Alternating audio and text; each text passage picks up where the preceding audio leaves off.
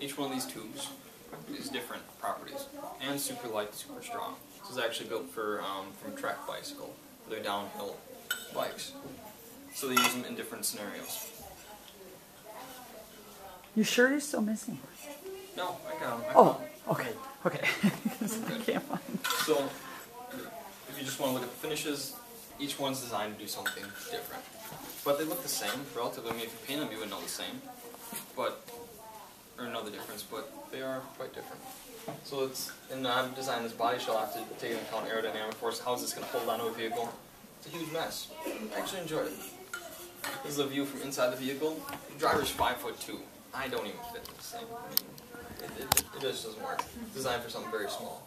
So you basically tuck your feet in there, you have a little brake pedal, have a little steering wheel, and you make sure you don't crash this thing. Next vehicle. So the first one you saw was my first vehicle. I designed part of that. This vehicle is second generation. My junior year, I led a team and said, all right, let's build something better. Let's get more industry sponsorship. Let's try to go for something better. And basically with a bunch of freshmen, the whole goal of this project was to get freshmen and sophomores experience doing stuff, designing, working with industry, right? There's a top half and bottom half to that car. Generally split along here, top half and bottom half. I told the freshman to design it. I gave them an old CAD file, computer design file, said, go build it. Like, are you kidding me?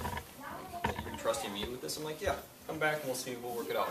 So I try to measure them and give them experience designing stuff like this. To give you the magnitude of this vehicle, how much it costs, like if we got stuff donated for free, put it that way. If you were to buy that, it's like 80 grand worth of the car. The top half and bottom half, the molds are 10 grand a piece.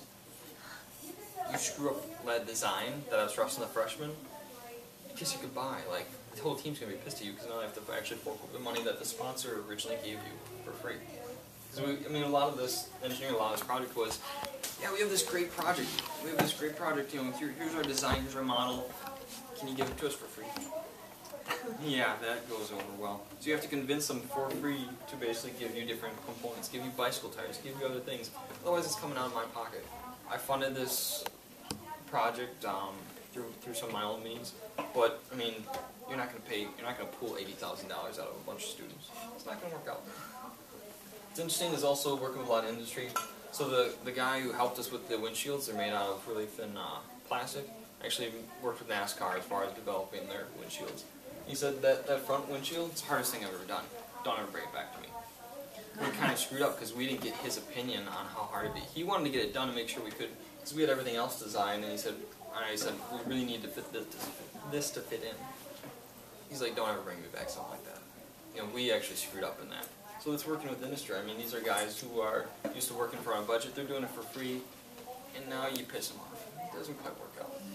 So, I mean, there's a lot of different sponsors who worked with us. I mean, there's anything from the company that helped us print brochures to get money, to the person, you know, personal family that helped, to the people who donated the nuts and bolts. All these things add up. When you want to talk about all the nuts and bolts, talk like $200, $300, just nuts and bolts to make sure we had extras and whatnot for just this car. I mean, that's a lot of expensive stuff going into one vehicle. Just to give you another perspective of how low this car was, it had 1 inch of ground clearance.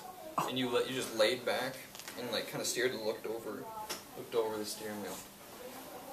That one could do about 30 or 40, we kind of toned it down. But it's still really scary, really cramped, like designed for a 5'2" person. I mean, I, again, would not fit in it. But it's pretty neat stuff. So I was also a research assistant. That's when you saw my schedule as far as work.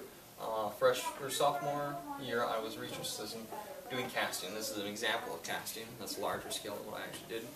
Basically, companies came to us in aerospace and in different fields and said, we want you to make this out of metal. You know, this is just an example. You wouldn't cast this, but they said, okay, we want out of aluminum, we want out of copper, we want out of this. And the tricky thing with casting is you have this molten metal, right? Have you ever seen something cool and just shrink? I mean, things do basically make cool, put it that way.